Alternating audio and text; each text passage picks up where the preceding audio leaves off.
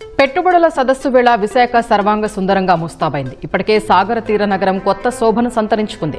Beach రోడ్లను, ఫుట్పాత్లను సరికొత్తగా తీర్చిదిద్దారు. రాత్రి వేళ విద్యుత్ దీపకాంతలతో విశాఖ దేదీప్యమానంగా వెలుగులీనుతోంది.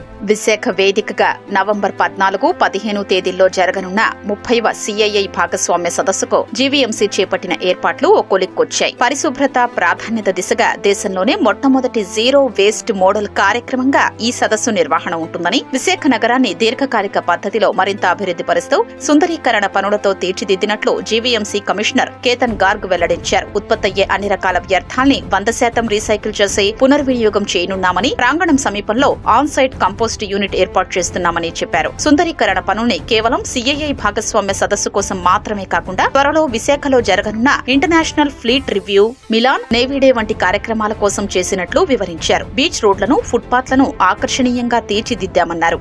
సాగర తీరంలో పలు బీచ్లను సుందరంగా తీర్చిదిద్దారు. భీమిలి నుంచి ఆర్కే బీచ్ వరకు ఉన్న ప్రాంతాలన్నింటినీ ఆకర్షణీయంగా తయారు చేశారు. దేశ విదేశీ ప్రతినిధులు ఈ బీచ్ల సందర్శనకొచ్చే సమయంలో ఎలాంటి ఇబ్బంది లేకుండా ఏర్పాట్లు చేశారు. ప్రత్యేకంగా లైఫ్ గార్డ్స్ ను ఏర్పాటు చేశారు.